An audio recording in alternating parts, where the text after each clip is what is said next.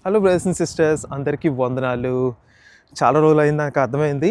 మళ్ళీ మన ఒక సిరీస్ ప్రాబ్లమ్ ఈక్వల్ టు బైబుల్ సొల్యూషన్స్ని కంటిన్యూ చేద్దాం. ఈరోజు నేను తెచ్చిన ప్రాబ్లం ఏంటంటే అబద్ధం అనమాట. ఇది ఒక చిన్న మాటలా మీకు అనిపించవచ్చు, కానీ ఇది ఒక పాయిజనస్ సీడ్ అనమాట, విషపు విత్తనం. ఓకే, మన మనస్సాక్షిని అంధకారం చేస్తుంది. బైబిల్ ప్రకారం చూస్తే అబద్ధం అనేది అపవాది యొక్క భాష అని చెప్తున్నారు అనమాట. సో మనం ఎందుకు సత్యానికి దూరంగా అవుతున్నాం? మన స్వేచ్ఛని అబద్ధానికి నుంచి ఎలా రక్షించుకోవాలి? ఇవన్నీ మనకు తెలియాలన్నమాట. దేవుడు మనల్ని సత్యంలో సృష్టించారు అనేది మీరు గ్రహించాలి. అందుకే దేవుని పిల్లలమైన మనం అబద్ధ బంధకాలుగా ఉండకూడదు. సత్యముకు ఏంటి, మనం దగ్గరగా ఉండాలి. సమస్యకు పరిష్కారం కేవలం మనిషి మాటను మనం ఆశించకూడదు, లేకపోతే దాన్ని వెతకూడదు. దేవుని యొక్క వాక్యాన్ని మీరు వెతకాలి. సో ఈరోజు ఎఫెసీయులకు రాసిన పత్రిక 4:25 మనం చదువుకుందాం. అందులో దేవుని యొక్క వాక్యం ఏం సెలవిస్తుందంటే, మీ పొరుగువానితో సత్యమే మాట్లాడండి, ఎందుకంటే అబద్ధం అనేది మీరు వేసుకున్న పాత లేకపోతే మురికి బట్ట లాంటిది అని సెలవిచ్చారు. మనం మురికి బట్టలు వేసుకొని ఉంటాం, అది తీసేస్తాం కదా, వెంటనే విడిచిపెడతాం కదా. దేవుని వాక్యము మనకు నిజమైన శుభ్రతను, నిజమైన గుర్తింపునిస్తుందని మనం గ్రహించాలి. అటువంటి శుభ్రమైన బట్టలు మనం వేసుకోవాలి. సో మనందరం క్రీస్తులో ఒకే శరీరం మనం గుర్తించుకోవాలి.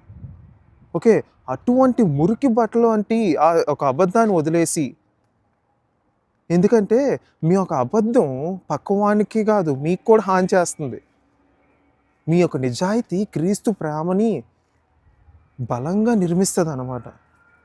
ఓకే, దేవుడు మీకు ఇచ్చిన శాంతిని దొంగలించడానికి అబద్ధాన్ని ఎందుకు అనుమతిస్తున్నారు? ఇంకా అనుమతించొద్దు. ఓకే, ఇక ఆలస్యం చేయొద్దు. ఒకే ఒక శక్తివంతమైన అడుగు తీసుకోండి, మంచి స్ట్రాంగ్ స్టెప్ తీసుకోండి. ఈరోజే, ఇప్పటి నుంచి, ఈ క్షణం నుంచే నేను నిజాయితీతో జీవిస్తాను, ఒక చిన్న అబద్ధం కూడా నేను చెప్పను అనేసి యుద్ధం మొదలు పెట్టండి. మీరు పొందే ఆ స్వేచ్ఛ ఉంటుంది చూడండి, మీరు పొందే ఆనందం ఉంటుంది చూడండి, మీరు పొందే దేవుని యొక్క ఆత్మ మీ లోపల ఆనందిస్తూ ఉంటుంది చూడండి, ఆ యొక్క రుచే వేరు. మీకు అర్థమవుతుందా? సో సత్యంలో జీవించాలి అంటే ఈ స్వేచ్ఛలో జీవించాలన్నమాట. అర్థమవుతుందా? ఈ స్వేచ్ఛని, దేవుని యొక్క ఆనందాన్ని వెతకడం అనమాట సత్యంలో జీవించడం అంటే.